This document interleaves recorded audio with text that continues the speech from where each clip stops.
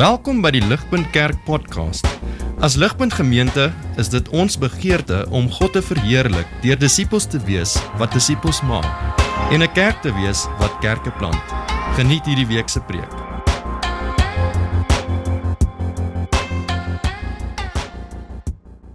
Vriende, party van julle sal dit weet, as ons al enigstens gesels het in die laaste maand of so, maar ons versterre is in een van die transition tye waar ons het sopas ons huis verkoop en ons het 'n ander plek gekoop en ons is besig met 'n bietjie van 'n bouprojek en ja, en so dit is maar scary tye op hierdie stadium. Ons het 'n redelike fixer-upper gekoop en so ons doen redelik baie bouwerk daar en ek waarsku julle net die volgende paar maande kry julle net bou-illustrasies van my af. Okay.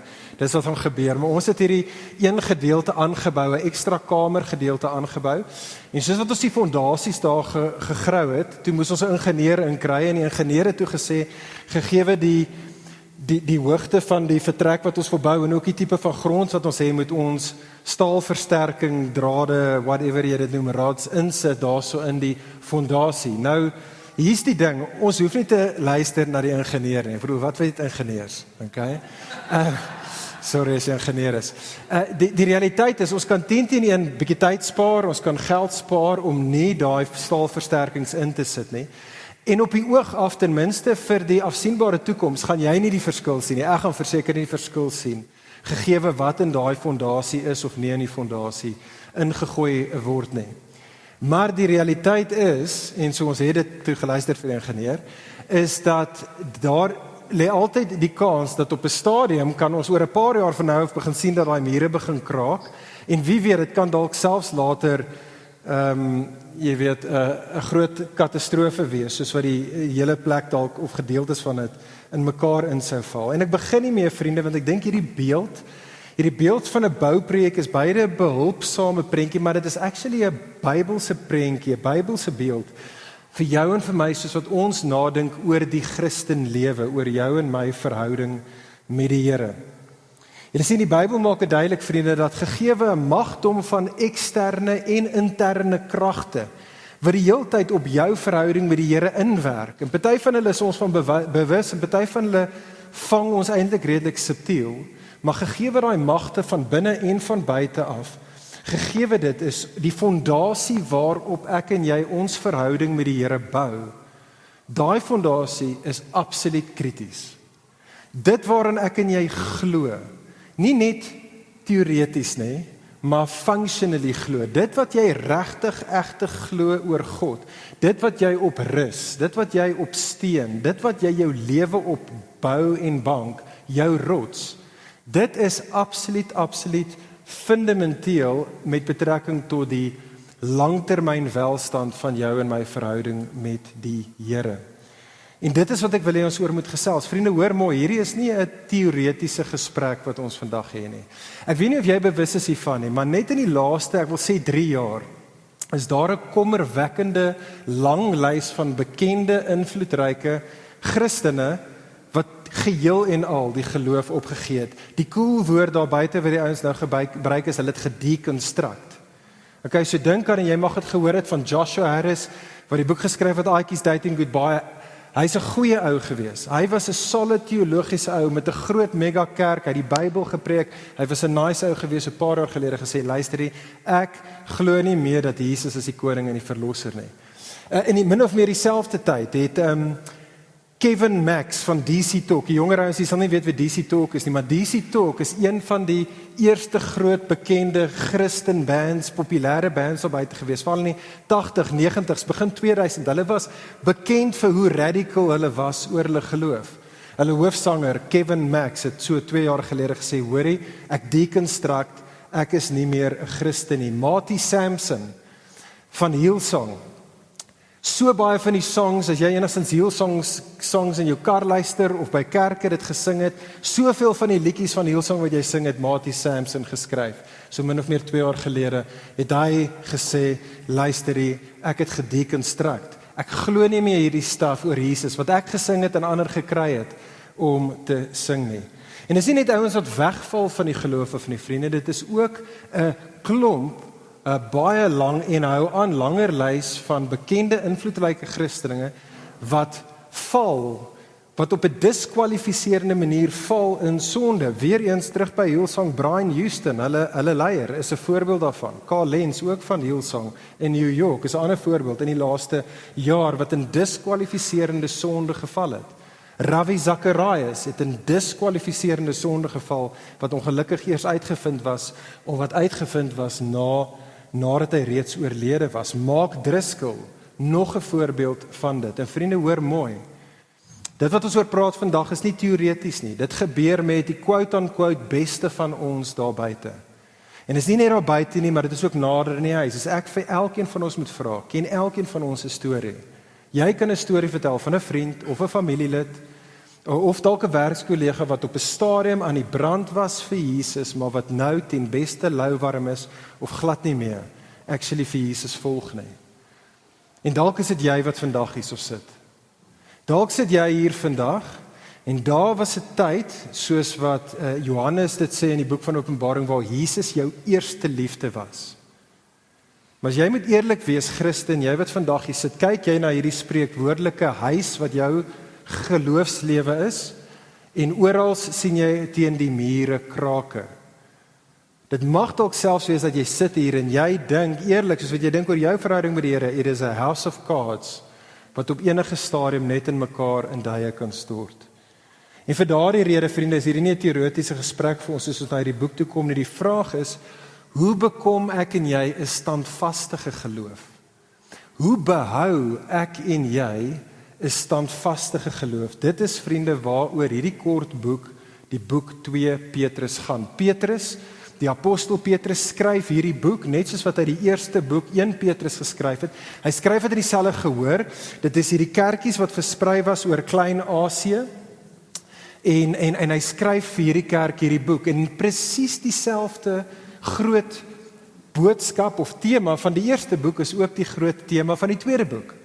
Dit is die idee van dat ons as Christene het nodig om 'n standvastige geloof te hê. In 1 Petrus sê hy vir die gemeente, hoor, julle moet 'n standvastige geloof hê, gegee die eksterne kragte wat inwerk op julle geloof. Dit is vervolging daar buite, vanaf hierdie Jode wat julle vervolg in die Romeinse ryk wat julle vervolg, eksterne kragte, maar nou in 2 Petrus sê hy, hoor, julle het nodig om vas te staan in die geloof, want ons interne kragte wat inwerk op julle geloof. En die interne magte wat inwerk is die valse lering van die valse leraars. Nou ek en jy weet nie in detail wie presies was hierdie valse leraars en wat presies was die valse lering van hulle daar vir hierdie oorspronklike gemeente in Klein-Asië, of gemeentes in Klein-Asië nie, maar hierdie is wat ons in die boek gaan sien, soos wat jy net hierdie boek vinnig lees. Daar's 2 dinge wat uitstaan van hierdie valse leraars. Nommer 1 is, hulle was ouens wat die fisiese, letterlike wederkoms van Jesus afgelag het. In feite 10-1 het hulle gedink aan 'n klomp van Jesus, van die evangelie waarhede. Dit is wonderlike dinge, hoor jy, hulle was nie teen Jesus nie, julle moet dit verstaan. Hulle was groot op Jesus, maar op 'n spiritual tipe van manier, nie op 'n aardse manier nie. Letterlike opstanding, nee. Letterlike hemelvaart, nie so seker oor dit nie. Letterlike fisiese wederkoms waar Jesus 'n nuwe hemel en 'n nuwe aarde gaan inbring, dis belaglik. En dit gaan ons sien is duidelik van hierdie ouens. Dis die een ding met betrekking tot hulle lering. Dan die tweede kenmerk wat ons in die boek gaan sien is hulle lewens. En hierdie 2 goeters, surprise, surprise, gaan saam. Ons gaan sien dat hierdie ouens het God se genade as 'n lisensie vir immoraliteit gebruik. Veral in die area van seks en geld. Niks het verander nie. Alright, niks het in ons wêreld verander nie. As jy die aardsheid van Jesus op 'n manier kan wegverduidelik teologies, dan is dit nogals convenient, want jy spiritualize alles, en hoe jy in die regte wêreld lewe, hoe jy wandel in hierdie lewe, maak nie dan meer so baie saak nie, want is alles net geestelike konsepte wat ek en jy glo en dink en voel. En dit is vir sulke mense, vriende, baie soos kultuurchristenskap in Pretoria 2022, vir wie Petrus hierdie boek skryf. Hier is die boodskap. Die boodskap van die boek is dit. Petrus sê vir sy oorspronklike gehoor en vir jou en vir my, pas op. Pas op vir die valse leraars, want as julle Christene, as julle lewens op die onstabiele sand van hulle lering en hulle lewens gebou word, sal julle saam met hulle vergaan. Nee, wees standvastig in die geloof. Hierdie geloof, gaan Petrus sê, die apostoliese geloof, wat julle van ons af ontvang het, wat inderdaad vashou aan Jesus se lering en Jesus se lewe. Kyk saam op die skerm, 2 versies vriende, ons gaan nou inspring, ons het net 2 versies vandag, maar ons gaan nog steeds die tyd opgebruik. Kyk saam op die skerm, hoe hierdie die punt is in die boek. Reg in die begin van die boek sê Petrus, daarom sal ek julle altyd aan hierdie dinge bly herinner. Al weet julle dit reeds, en al is julle reeds stewig in die bestaande waarheid gevestig. En so hulle tot bekering gekom deur die bediening van die apostels, hulle was stewig, hulle was gevestig, maar nou is daar hierdie versoeking met hierdie valse leraars, en hy praat oor die valse leraars in die middel van die boek, en kyk hoe eindig hy die boek in hoofstuk 3 vers 17, letterlik die tweede laaste versie, sê hy, julle dan geliefdes, julle dan aangesien julle hierdie dinge vooruit weet, wees op julle hoede, om nie deur die dwaling van beginselose mense meegesleer te word en so julle eie standvastigheid te verloor nie. So dit is vriende waar die boek gaan. Dit gaan oor hoe ek en jy kan kophou met interne kragte wat binne die huis van God oorlog maak, sodat ek en jy standvastig in ons geloof kan wees en kan bly, soos wat ons vorentoe gaan in verhouding met die Here. Vandag kyk ons na daai 2 versies wat gelees was. Hou jou blaadjie daar byderhand. Ons gaan kyk net na vers 1 en 2, Petrus se seëngroet. En hier gaan ons sien dat daar's hierdie 2 groot temas wat reg deur die boek van Petrus gaan ontwikkel word. En hy gaan reg in sy begin, in sy verwelkoming gaan hierdie 2 temas uitwys. Inderdaad wat ons hier sien in die seëngroet is hoe Petrus lê vir jou en vir my die fondasie. Hy lê vir ons die fondasie vir 'n standvastige geloof. En daar's 2 fondasies wat hy bou, en wat ek en jy ons lewens op moet bou, as ons 'n standvastige geloof wil hê. Hier is die eerste een. Kyk saam met my, vers 1. Vers 1, eerste fondasie, is die geregtigheid van God in Jesus. Die eerste fondasie van 'n standvastige geloof, sê Petrus, is die geregtigheid van God in Jesus. En so kyk op vers 1, nadat Petrus homself bekendstel, hy herinner sy gehoor aan wie hy is. Sien jy dit daar? Hy sê, ek is Simeon Petrus, ek is hierdie dienskneg en ek is hierdie apostel van die Here Jesus Christus. Dit is wie ek is. Dan gaan hy aan en hy herinner sy lesers of sy gehoor wie hulle is. Res van vers 1.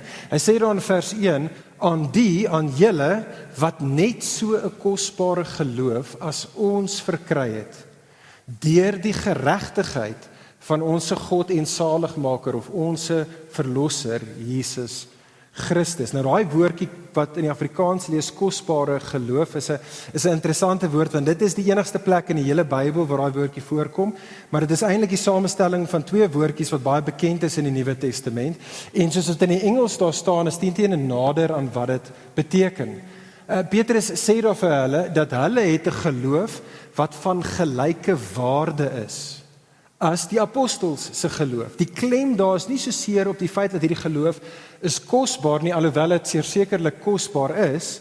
Die klem daar sou lê meer op die feit dat hulle, die gemeentes, se geloof is gebaseer, dit is gebou op dieselfde kosbare realiteite as wat die apostels, wat Petrus is, se geloof gebou is. Wat is daardie kosbare realiteit? Wel, vers 1, dit is die geregtigheid van ons God en verlosser Jesus Christus.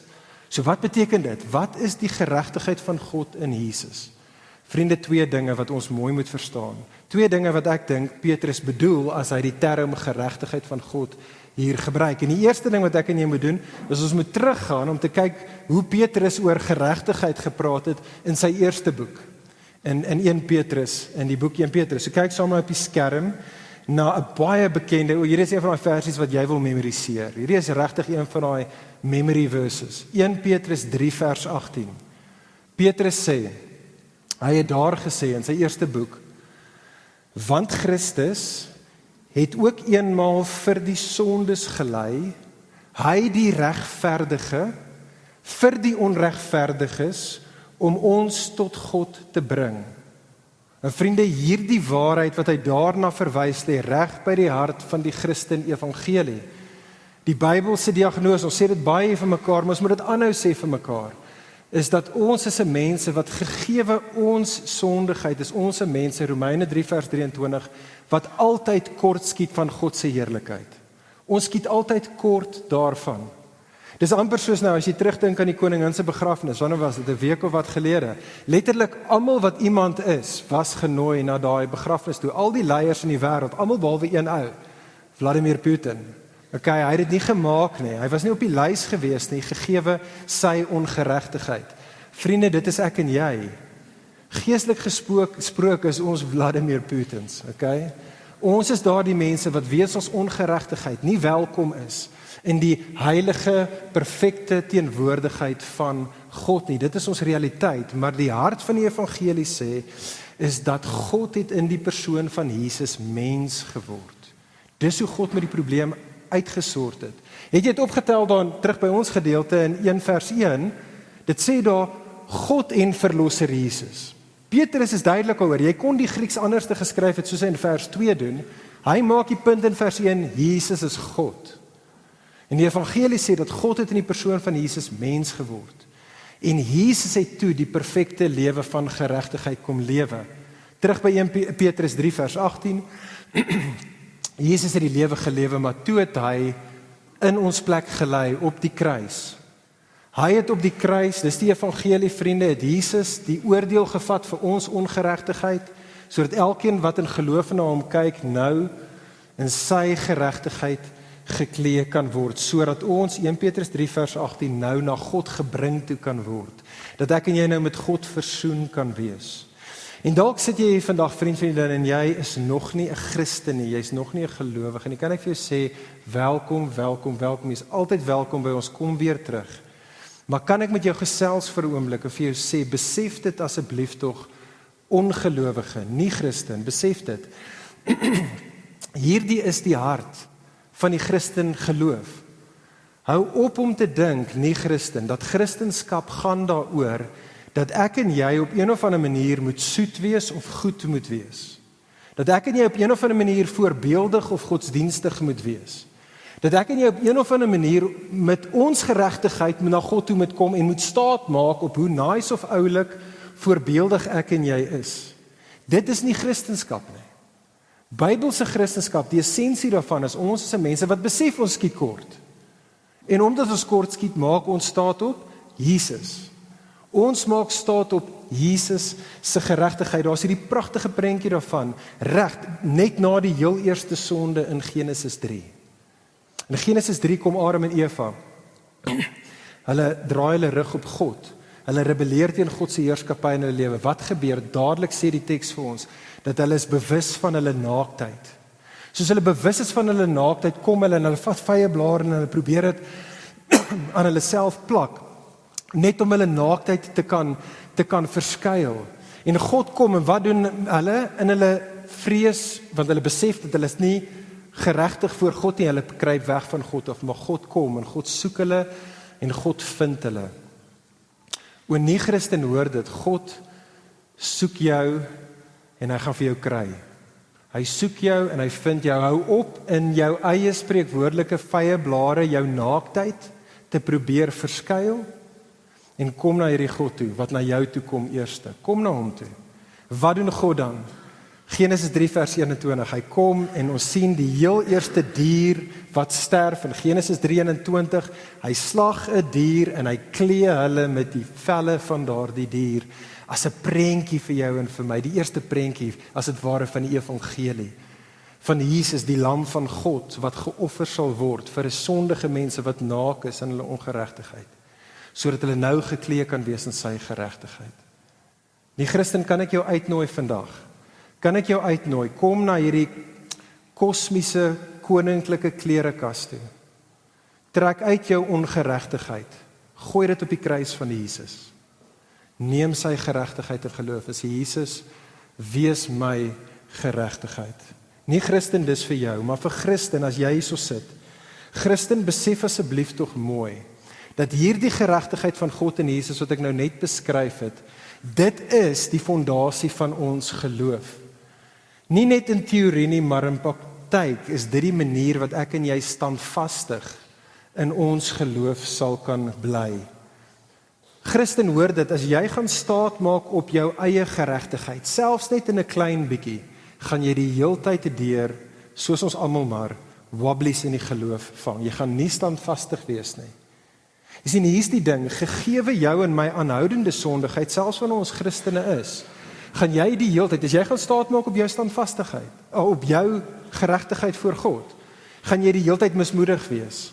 Want jy gaan die heeltyd bewus wees van die feit, ek skiet kort, ek bly kort skiet, ek kan dit nie doen nie.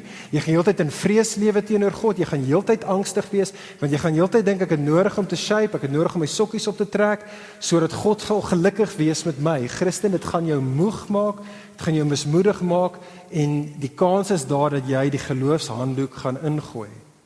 Die ander ding wat dit kan doen, is nie net met jou gegewe die realiteit van sondigheid nie, maar die realiteit van ons aanhoudende swaar kry, is dat jy kan opstandig raak, Christen. En hoe baie van ons as Christene raak nie opstandig teenoor God nie? Want die ding is, as Christene is nog steeds realiteit van swaar kry in die lewe. Ons kry nog steeds hartaanvalle, soos wat ons nou net oor gepraat het. En die realiteit is, dat as jy staat maak op jou eie geregtigheid, jy werk met 'n verdienste formule met God, dan gaan jy, wanneer jy swaar kry beleef, of dink God is kwaad vir jou, want kyk hierso, God is kwaad vir my en vir daai rede kry ek my verdiende loon, of wat jy gaan doen is jy gaan kwaad raak vir God, want ek het dan ons my kant van die bargain gedoen, en ek verdien beter, Vriende, jou geloof sal dit nie hou nie. Maar verder, nie net sal ons mismoedig of opstandig raak nie, maar derdens is as ek en jy op hierdie manier na God toe kom, op 'n ek staan hier in my geregtigheid, mag jy hoogmoedig raak. Jy mag iemand raak wat net vir 'n oomblik, vir 'n dag of vir 'n week dit nail. En so sê my jouself flous dat jy dink jy kry die Christen lewe reg. En jy sal dan grootkop raak, jy sal neerkyk op ander, en hier's die probleem, is jou liefde vir God sal minder en minder word, want jy gaan nie meer God se genade en God se geduld met jou en God se net sy goedheid teenoor jou raak sien nie, want jy's mos die een wat al die wonderlike goedjies na die tafel toe bring. En dit is presies in daai plek, vriende, waar ons in sonde val. Dis in daai plek waar ek en jy dink ons is die kat se snor, waar ons op die beste van tye dan in sonde val. En so dis die uitnodiging vir ons, soos daai liedjie in die begin gesing. Christen, kan ek vir jou sê, as jy wil standvastig wees in die geloof, onthou die geregtigheid van God soos ons terugkyk. Daai liedjie het ons gesing, my hope is built. Maak dit jou lewenslied. Daai pragtige woorde, my hope. Christen, sê dit vir jouself elke dag soos jy opstaan. My hope is built on nothing less than Jesus' blood and his righteousness. I dare not trust the sweetest frame, but wholly lean on Jesus' name. On Christ, the solid rock I stand. No other ground, all other ground is sinking sand, all other ground is sinking sand. Vers 2, when darkness fails, when darkness fails his lovely face, I rest on his unchanging grace. In every high and stormy gale, my anchor holds within the veil. On Christ, the solid rock, I'll stand. All other ground is sinking sand. All other ground is sinking sand. En kyk dan vorentoe, Christen. Kyk dan ook vorentoe. Ons is nog steeds by die geregtigheid van God. Dit is baie in 2 verse vandag. Maar kom ons kyk ook vorentoe, want as Petrus verwys na die geregtigheid van God, dan kyk hy nie net terug na Jesus se eerste koms nie, maar hy kyk ook na Jesus se tweede koms. Jy sien die geregtigheid van God in die res van die boek van Petrus wat ons gaan sien, gaan Petrus dan verder as volg verduidelik. In 2 Petrus vers 5 gaan ons sien dat Petrus verwys na Noag, wat 'n prediker van geregtigheid was, in kontras met die goddelose mense van sy dag. In vers 7 van hoofstuk 2 gaan Petrus verwys na die regverdige Lot, in kontras met die sedelose mense van sy dag. En dan in hoofstuk 3 vers 13 kom Petrus, en Petrus herinner die gelowiges en hy sê, die wêreld waarin jy leef is 'n wêreld van ongeregtigheid. Dis baie soos die tye van Noag, soos die tye van Lot. Maar hoofstuk 3 vers 13, Jesus kom eendag terug. En wanneer Jesus terugkom, sal die nuwe hemel en die nuwe aarde ingebring word, waarin geregtigheid sal woon. So dis wat hy bedoel met die geregtigheid van God verder. Dink aan daai vuil wasgoedmandjie van jou aan die einde van 'n naweek, aan daai klere daar is vuil, alles is opgekrummel en verkrekel en gevrommel. En wat die evangelie sê, vriende, is nie net dat Jesus kom eendag terug, of Jesus het een keer gekom om met sonde te deel toe nie, maar Jesus kom terug eendag in die toekoms. En dan gaan hy finaal met sonde deel. En dan gaan hy hierdie wêreld as dit ware van alle sonde afskoon was. En dan as Jesus terugkom, gaan hy as dit ware elke liewe injustice, elke ongeregtigheid in hierdie wêreld, sal hy by sy wederkoms dan uitstryk. En so hoor dit, Christen, as jy en ek gaan standvastig wees in ons geloof, dan het ons nodig om deurgaans vorentoe te kyk na Jesus se wederkoms en in hoop te wag op daai dag in die toekoms, wanneer geregtigheid op aarde dan eers ten volle sal inkom. Ek dink dit is een van die hoofredes hoekom ons op die beste van tye nie standvastig is in ons geloof nie. Ons is nie standvastig nie, vriende, want ek en jy is ongeduldige mense. Ons is ongeduldige mense. Kyk saam met my presies na daai versie in hoofstuk 2 Petrus 3 vers 13. In 2 Petrus 3 vers 13 sê Petrus die volgende. Hy sê daar, but according to his promise, we are waiting for a new heavens and a new earth in which righteousness will dwell. En so vriende, hoor mooi. Dit is hoe ek en jy standvastige geloof gaan hê. Soos wat jy kyk, gelowige, na jou eie omstandighede op hierdie stadium. En jy pleit by die Here dat hy jou omstandighede sal verander. En hy verander nie jou omstandighede nie. Wag op hom, daar sal 'n dag kom wat geregtigheid ten volle sal kom. En so moenie nou die geloofshanddoek ingooi nie, staan vas. En soos wat jy kyk, gelowige, na die sonde in jou lewe, en jy het al soveel kere by die Here gepleit en sê, Here, maar verander hierdie gebroke, messed up hart van my wat op hierdie destruktiewe maniere in my lewe uitspeel. Here, verander my, en jy kyk en dit lyk nie en dit voel nie vir jou of die Here jou verander nie. Gelowige, wag. Jesus kom terug. Daar sal 'n dag wees waar al die krekels in jou en my lewens uitgestryk sal word. Wag op hom, staan vas in die geloof. Moenie die handdoek ingooi nie. Dit is die geregtigheid van God. Dit was die langste punt, moenie worry nie. Dit was die langste punt, vriende, maar dit is die eerste rede of die eerste fondasie van 'n standvastige geloof. Is die geregtigheid van God in Jesus. Hier is die tweede fondasie vir 'n standvastige geloof. Kyk saam met daar in vers 2. En dit is die kennis van God in Jesus. Onthou die kennis van God in Jesus. Vers 2. Jy sien, hier kom Petrus nou eintlik by sy seëngroet en hy gebruik daai bekende woorde wat jy in die begin van elke brief sien. Genade en vrede. Wat eintlik maar net 'n manier was wat mense in die antieke tyd mekaar gegroet het. En die genade gedeelte is 'n Griekse manier om mekaar te gegroet het en die vrede was die Hebreëse shalom, was die Joodse manier om mekaar te gegroet het. Maar wat die Nuwe Testament skrywers doen, hulle sê nee. Julle wat Christene is, hierdie is letterlik waar vir julle. Julle is 'n mense wat die genade en vrede van God ken. Julle is 'n mense wat die genade en vrede van God geniet. Maar daar's twee dinge, vriende, wat Petrus daarso impliseer of direk sê in vers 2, wat ek wil hê ons nie moet mis nie, want ek dink ons mis dit op die beste van tye. Kyk saam met my dan na vers 2. Die eerste ding is dit. Vriende, sien raak dat Petrus sê vir jou en my in vers 2, dat genade en vrede kan vermeerder. Moet dit nie mis nie. Dit kan vermeerder. Jy sien, ek dink ons almal, dit is verseker wat ek doen, as ek dink aan genade en vrede, dan dink ek daarvan in die aanvanklike sin van die woord. Ek het op 'n stadium in my lewe na Jesus toe gekom en ek het in Jesus my vertroue kom plaas. Toe ontvang ek God se genade, sy onverdiende guns, die muur van vyandskap tussen ons was weggebreek, nou is daar vrede tussen my en God. Maar dit is 'n eenmalige statiese ding wat ergens op 'n stadium in die verlede gebeur het. Maar wat Petrus hierso sê, inderdaad die res van die Nuwe Testament sê, dit is deurlopende realiteite en dit is dinamies. Genade en vrede is realiteite wat kan vermeerder.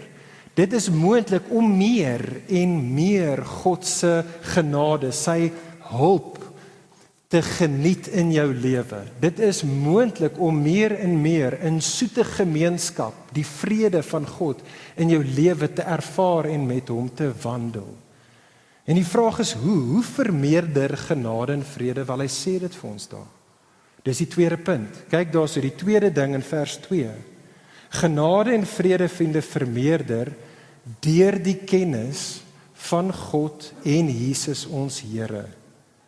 Nou hierdie konsep van kennis, vriende, hier in vers 2, net soos ek net nou gesê het, net soos die konsep van geregtigheid van God in vers 1, gaan nou een van die groot temas wees wat Petrus oor en oor gaan uitvleg in die res van hierdie kort boekie. En die rede hoekom hy so gaan hamer op kennis, is want dit was presies wat die claim was van die valse leraars. Jy sien, die valse leraars het gesê, hoor hê, julle klomp Christene daar in Klein-Asie, julle het nodig om na ons te luister, because we are in the know. Jy sien, ons verstaan. Ons wat hierdie nuwe leraars is, het hierdie nuwe insigte en ons het hierdie nuwe openbarings gekry. En dit klink weer redelik baie soos wat ons baie keer in ons wêreld sien, maar daar is hierdie nuwe goeters. Ons verstaan net 'n klein bietjie beter. En wat Petrus in die boek gaan doen, vriende, is Petrus gaan sê vir ons as gelowiges, nee. Kennis van God, die waarheid van God word gevind in die openbaring van God kom in sy seun Jesus. Jesus is die volle en finale openbaring van God. En ons as die apostels is die wat hom gesien het en hom gehoor het. En dit wat ons verkondig oor hom, hy wat die volle openbaring is presies dieselfde as wat die Ou Testament profete ook geantisipeer en verkondig het. En so dit is daai idee van die kennis van God wat Petrus gaan beklemtoon. Maar hierdie woordjie kennis, vriende, hier in 2 Petrus is interessant want daar's 2 woorde wat Petrus gaan gebruik vir wat vertaal word in ons Bybels as kennis. En dit is die woordjie gnosis, ek dink dis hoe dit in Afrikaans sê, en epignosis. En albei van hulle in jou Bybel, daar word vertaal as kennis. En die slimkop wat daarby te sê is dat daai 2 woorde is naby in mekaar, maar die verskil tussen hulle is dat die een woordjie vir kennis, gnosis, verwys as dit ware na die inhoud van jou kennis. Dit verwys na die inligting, daai waarhede wat jy glo, waar epignosis verwys na die verhoudingsaspek van om iemand te ken. Dit verwys na die intimiteit wat jy geniet. Vriende, dink aan 'n huwelik. Dis die bank waar, as jy dink nou op hierdie stadium in enige huwelik van iemand daar buite, dalk jou eie huwelik wat 'n goeie en 'n gesonde huweliksverhouding is. Wat is waar van daai goeie huweliksverhouding? Wat waar is van 'n verhouding is daar's goeie kommunikasie. Dis 2 mense wat goed, hulle praat met mekaar. Okay, dis stap 1. Hulle actually luister wat die ander een sê en hulle hoor mekaar. So dis die een ding, daar's goeie kommunikasie en dan 'n goeie huwelik gaan en lewe in die lig van daai goeters. En rig hulle huwelik dan in die hand van daardie maniere wat hulle self aan mekaar openbaar. Dit is waar in ons verhoudings met mekaar, vriende, en dit is, sê Petrus, is waar in 'n gesonde, stabiele verhouding met God. 'n Christen is iemand wat seker maak hy hoor wat God sê, nie wat anders sê nie, maar wat God sê. En daai waarhede, maar wat dan nie daai waarhede vat en dan net aangaan nie, maar wat actually dan sy of haar lewe inrig en wandel in die lig van daai waarhede met mekaar. En vriende, kan ek weer eens vir ons sê, soos jy vandag is, soos dit Christen, dit is wat nodig is vir 'n standvaste geloof. Ek dink, almal van ons, gegee jou persoonlikheid of teologie, in ons sondigheid, het ons almal die geneigtheid om aan een kant van daai perd af te val. Almal van ons. Party van ons val van die kant van die perd af, waar jy is 'n waarheid kop persoon. En jy like Ligpunt, want hier preek ons die Bybel. En ons doen Bybelstudie en jy like dit. En dis goed, prys die Here vir dit. Maar die gevaar is, vriende, is dat ons is 'n mense wat dalk groot is op hierdie een manier van om God te ken, naamlik korrekte lering. Maar as jy moet eerlik wees, is dit waar dit bly. Sodra jy by hierdie deur uitgaan of by jou Bybelstudie op die Woensdag, dan gaan jy aan met jou lewe. En hierdie inligting oor God vertaal dan net glad nie in die res van jou lewe, die keuses wat jy maak, die dinge wat jy doen, die paadjies wat jy dan ook kies nie. En vriende, ek dink ons het nodig om dit te hoor, is wat hierdie vir ons sê, is dat as ek en jy 'n standvastige geloof gaan hê, beteken dit ons gaan mense wees wat groei in genade en in vrede van die Here, soos wat ons God beter leer ken. En om God beter te leer ken, sê Petrus vir jou, jy het nodig om vas te hou in hierdie lering, maar ook in jou lewenswandel. Ek dink as ander van ons dalk hier, en jy's 'n baie praktiese persoon, jy sê man, luister dit gaan net oor op die einde van die dag hoe jy lewe en wat jy doen, en dis great, dit doen. Maar wat die boek 2 Petrus vir jou en vir my gaan sê, is dat jy kan nie hierdie goeders lewe as jy nie inderdaad indrink, petrol kry, die regte waarhede het. Goeie intensies is goed, maar dis nie goed genoeg nie. Jy het nodig om te weet, wie is jou vrou of jou man, wie is die persoon in die verhouding met wie jy is, sodat jy kan weet, hoe lyk dit om in verhouding met hulle te wees, en dit mag dalk jy wees. Ek wil vir jou sê, vriendin, vir jou dalk om standvastig in jou geloof te wees, roep die Here jou in 'n seisoen om meer erns te maak met die waarheid van die Bybel, om die waarheid aangaande Jesus, soos vir ons gegee deur die apostels, wat dit reeds gesê het, nie moderne apostels nie, en profete, wat dit reeds vir ons gegee het, nie moderne profete nie. Jy word geroep tot dit, ek en jy word geroep tot dit. Dit is nodig vir 'n standvastige geloof. Vra jouself af, hoe het jy, wat vandag hier so sit en ek, hoe het ons nodig om God en Jesus beter te leer ken, in lering of in lewe? Want dit sal vir ons die genade en vrede laat vermeerder in ons lewens en 'n standvastige geloof gee. Ek sluit af. Ek wil afsluit, kyk vir 'n laaste keer daar, vriende, na daai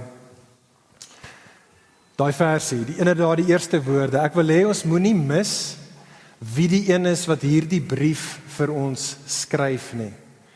Die een wat hierdie brief vir jou en vir my geskryf het, is Petrus. Jy sien, Petrus, vriende, was 'n apostel. Maar Petrus was 'n hoender soos die res van ons gewees. Hy was 'n apostel gewees, maar hy was 'n sondige en 'n gebroke mens gewees. Is dit nie fitting juist dat hy die een is wat hierdie boodskap vir ons gee nie? Petrus wat net voor Jesus se kruisdood vol bravade gesê het, ek sal vas staan in die geloof, ek gaan dit maak, ek sal sterk staan, en hy was toe die een wat vir Jesus verloon het. Petrus wat later jare nadat hy die Gees ontvang het, nadat hy die leier was van die kerk, soos ons lees in Galasiërs 2, wat toe hy saam met sy Joodse pelle was hy te skaam om op te staan vir die nie-Joodse Christene, en Paulus, Galasiërs 2, moes hom gerebuke het, want hy het weer eens nie vasgestaan in sy geloof nie. Dit is die een wat hierdie boek vir ons skryf. So vriende, moenie vir 'n oomblik dink, dat Petrus wat vir jou en vir my roep en sê, Christen, jy benodig 'n standvastige geloof, sê dit vir ons, want hy het dit geneil nie. Hy het dit nie geneil nie, soos wat ek en jy dit ook nie geneil nie. Maar wat Petrus vir jou en vir my sê, is hy nooi ons in hierdie boek in. Petrus sê vir jou en vir my, kom, ek wat Petrus is weet, hoe lyk dit, om nie 'n standvastige geloof te hê nie. Ek wil nie julle met dieselfde paadjie stap nie. Wat Petrus sê is, kom na Jesus toe. Kom en bou jou lewe op die fondasie wat Jesus is. Kom na Jesus toe, die ene wat vir ons in sy eerste kom, die geregtigheid van God kom bied het, wat ek en jy nie kan nie. Kom na daai Jesus toe, wat in sy tweede koms vir ons die geregtigheid van God ten volle gaan laat realiseer. Kom en bou jou lewe op hom, soos wat jy nou, in die hier en nou, luister na hom in sy woord.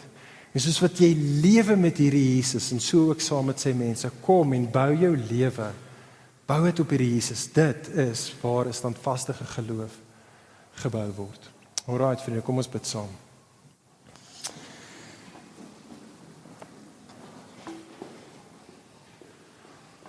Ag Vader, ons het daarmee begin, ons het dit reeds gesê en gesing. Here, ons wil U loof en prys, dat in 'n wêreld wat so shaky en wobbly is, 'n wêreld van sinking sand, wil ons U loof en prys vir die Seun Jesus. Ons wil U loof en prys Jesus, dat U is die standvastige een. En Here, elkeen van ons kom in die krag van die Gees, en ons kom vandag en ons sê, Jesus, ons wil ons hele lewens, nie net 'n gedeelte van ons lewens nie, maar ons wil ons hele lewens op U Jesus as ons fondasie bou. En so God sal U deur die Gees ons genadig wees, om ons lewens, nie net in ons koppe nie, maar ook in ons harte en ons hande en ons voete, alles op Jesus te bou.